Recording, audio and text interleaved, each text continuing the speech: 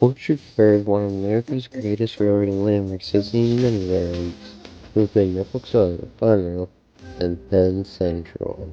However, they're most known for the Pennsylvania Railroad.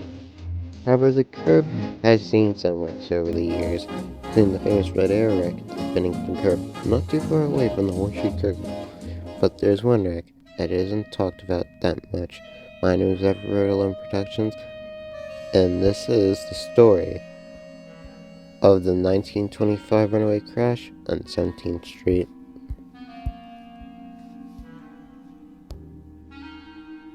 Before we begin, it must be said that there isn't much information on this wreck, so apologies for the lack of detail. The date is on November 29th, 1925. A freight train is ascending a grade outside of Altoona, Pennsylvania.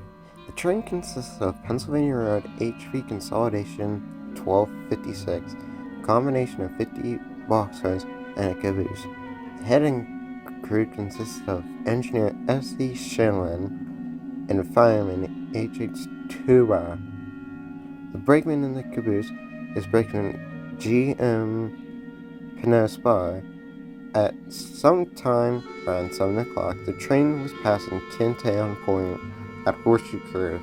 The engineer whistled for the air brakes when they reached the descent to Altoona, but the brakes wouldn't come on. Instead, the train picked up speed, going between 50 and 80 miles per hour until disaster struck.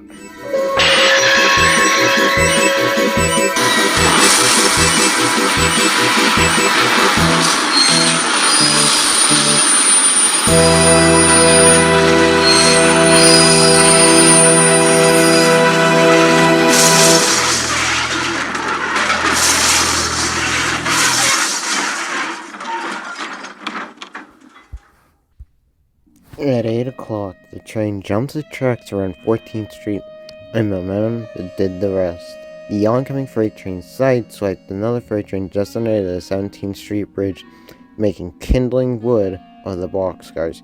The engine of the runaway train was completely turned around and was laying on its side, wheels in the air, and the tender of the locomotive was 20 yards away. 1256's smokebox door caved in on itself, as seen here. The accident occurred within 200 yards of the Pennsylvania passenger station. Out of the known 3 crew members, 2 are dead, 1 injured. The dead are S.C. Shellen, 48, of Sharpensburg, Pennsylvania, which is the engineer, H.H. Tabur, 27, of Aspinwall, which is the fireman, and seriously injured is G.M. Pinesby of Pittsburgh, Pennsylvania, and which is the brakeman, which is seriously injured. Striking the old 17th Street Bridge, moving it 32 inches off its foundation, the bridge had to be rebuilt before it could be used for vehicular traffic again because it severely strained the structure and traffic has been barred from the bridge. One of the main traffic arteries of the city, curious Altoona residents survey the damage. Not too far from the accident, in the hazy distance, is the PRR's test plant building. Mainline trains were held up for hours on end. The first train to go through the scene of the wreck, passing westward at 3 o'clock. As many trains as possible were added over other branches, but especially probably the Bedford branch.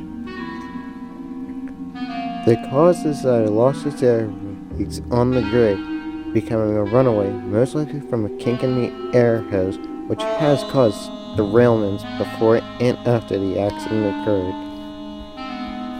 HAB 1256 was returned to service after being repaired at the Juniata shops and worked for many years until the Pennsylvania Road Easelize in the 1950s, and sadly 1256 was cut up and scrapped, though one of its classmates survived into preservation, that being 7688, and there has not been a runaway at the Horseshoe Curve since that day.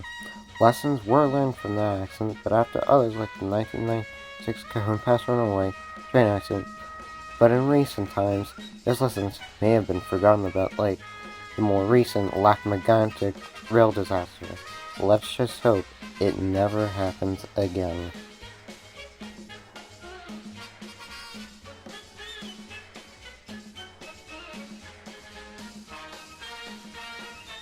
I'd like to thank the Railroads Memorial Museum for the inspiration for this video essay, and Thunderbolt Diving Science Productions for the inspiration for this documentary, and the photo from 1996 Greyhound Crash Running Train Accident and Trains, and also the photo of the Lac-Mégantic train disaster after the train derailed.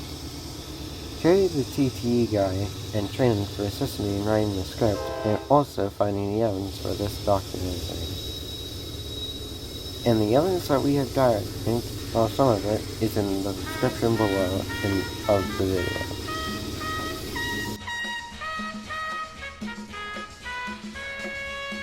If you want to, you can like and subscribe for more train content, and leave more ideas in the comments. I wish you dry roads and smooth runnings. Farewell, this is Robert Rebel Productions, out.